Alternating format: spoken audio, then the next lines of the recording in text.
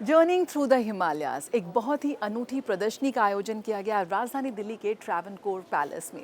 ये थी भारत की सांस्कृतिक यात्रा। कैसे आज युवा कठिन रास्तों पर, ऊंची पहाड़ियों पर रोमांच की तलाश करते हैं।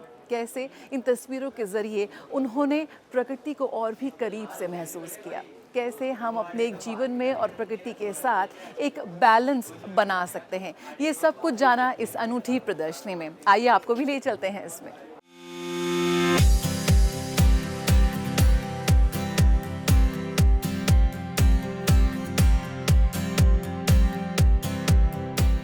दिल्ली के हृदय में बसी त्रावणकोर भवन ने एक अनोखा दृश्य देखा जब रॉयल एनफील्ड ने अपनी सांस्कृतिक उत्सव जर्निंग अक्रॉस द हिमालयाज का भव्य आयोजन किया। ये उत्सव मोटरसाइकिलों का प्रदर्शन नहीं था, बल्कि हिमालय की आत्मा को महसूस कराने वाली एक जीवंत सांस्कृतिक यात्रा थी। जैसे किसी ने पर्वतों की गूंज, हवा की सरसराहट और पहाड़ी लोक कथाओं की मिठास सबको एक ही छत के नीचे सजा दिया हो। कार्यक्रम में उन यात्राओं की तस्वीरें, कहानियां और अनुभव शामिल थे जो साहस, रोमांच और प्रकृति से जुड़ाव का एक गहरा संदेश देती है। वल्लूर इको हब जो ये एक नेचर बेस्ड स्कूल है, हम भी ट्रेडिशनल स्कूल्स की तरह हम भी सब्जेक्ट्स पढ़ाते हैं, जैसे इंग्लिश है, मैथ है, उर्दू है, साइंस है, बट हम उसको इंडोर लर्निंग को आउटडोर के साथ कनेक्ट कर रहे हैं। जैसे अगर हमें नंबर्स पढ़ाने हैं, so we have to teach kids the quantity, how much is 2, how much is 3, so we take them simply out and they count stones, they count sticks, they count leaves. so इसी तरह जो हमारा pre math है जिसमें big, small, इसी तरह जो हमारा साइंस है उसमें कलर्स पढ़ाते हैं, इंसेक्ट्स के बारे में पढ़ाते हैं।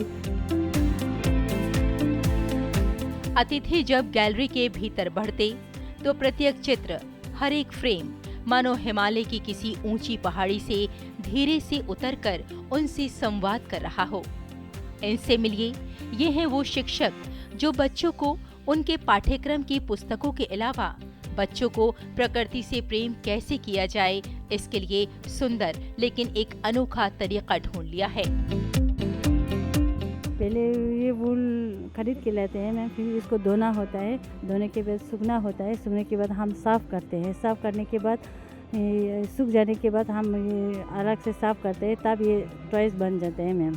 बहुत अच्छा लग रहा है। अभी तो मैं सीख रही हूँ, अभी स्टार्ट किया है। हम ये वुलन स्नो लेपर्ड बना रहे हैं और ये मैं उसका सर बना रही हूँ अभी। इस आयोजन के माध्यम से सिर्फ यात्राओं का जश्न नहीं मनाया गया, बल्कि उस अदम्य मानव आत्मा को सलाम किया जो नई राहें खोजने का साहस रखती है, जो कठिन रास्तों में भी रोमांच ढूंढ लेती है और जो प्रकृति के साथ कदम से कदम मिलाकर जीवन की एक नई परिभाषा लिख देती है।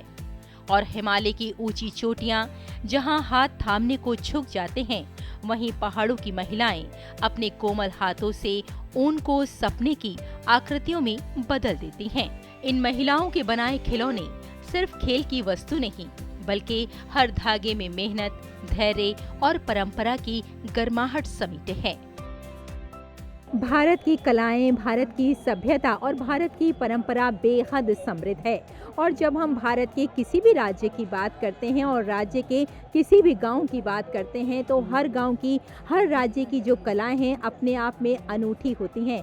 किस तरह से वहाँ लोग रहते हैं, किस तरह से पहनावा पहनते हैं, या फिर क्या उनका खान पान है। यानी कुल मिलाकर ये कहा जा सकता है कि हमें एक गुलदस्ते में अलग अलग रंग के फूल नजर आते हैं, अलग अलग सभ्यता नजर आती है। जर्निंग अक्रॉस द हिमालयाज एक उत्सव से बढ़कर एक अनुभव था, एक भाव था, एक स्मृति थी जो हर उस व्यक्ति के दिल में गूंज छोड़ गई जो कभी पर्वतों की ओर चला है या चलने का सपना देखता है। रेशमा की रिपोर्ट, रंग तरंग के लिए, डीडी न्यूज।